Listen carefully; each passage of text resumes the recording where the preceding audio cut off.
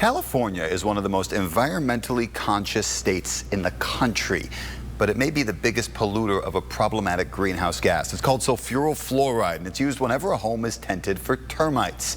I took an in-depth look at a new study about that gas and talked to people from all parts of the industry to see what can be done to protect homes and the planet.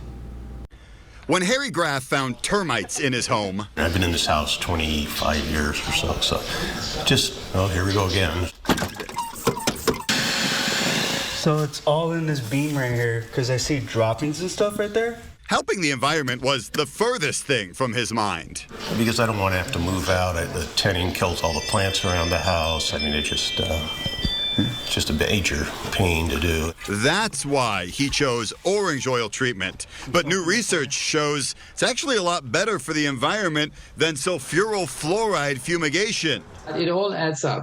It all adds up. Jens Mueller with the Scripps Institution of Oceanography published a study last month, along with researchers from Johns Hopkins University, tracking the pollution caused by sulfuryl fluoride, a greenhouse gas that stays in the atmosphere for up to 40 years. We're trying to avoid catastrophic climate change, right? And so I feel like it's always bad for a scientist to say, but I think it must be an all hands on deck effort for everyone to do the best. For the study, researchers tested 15,000 air samples for sulfuryl fluoride. They found California alone accounts for as much as 85% of those emissions in the U.S. The highest concentrations were in L.A., Orange, and San Diego counties. We do that the first day. We pump the gas, we shoot it. The next day we come and we start the ventilation.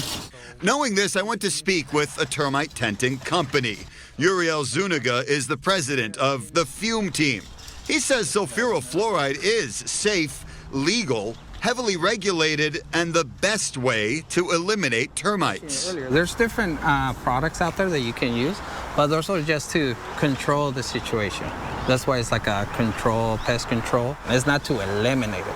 Anna Carlin disagrees. So it's been a real David and Goliath approach. She's the president and CEO of Termite, the leading orange oil termite company in San Diego. When I talked to her about the study, she told me it's proof orange oil should become the industry standard. They have options.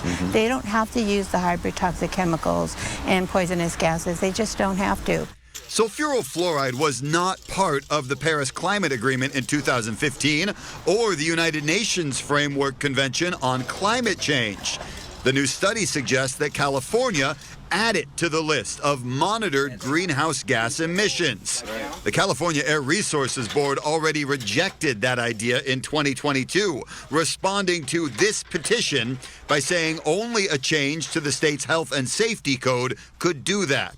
Mueller and Carlin think it's time for the legislature to act. We have been seeing this coming now for quite some time, and I think that this study really helps move that forward. You know, there's always the excuse it's too expensive, we can't do it, but at the end of the day, we oftentimes do find solutions which work for everyone. Now that could put Zuniga's business at risk. He thinks the industry will adjust and only use full home tenting in the most extreme infestations. So there's going to be some changes, of course, but it's going to be for the best. Now, the type of termite that we have in California is part of the problem. It's called a drywood termite, and it can establish a colony without having any contact with soil. So unlike other termites, they don't leave the home. That leads to bigger infestations. Zuniga says that's why California has a greater need for sulfuryl fluoride.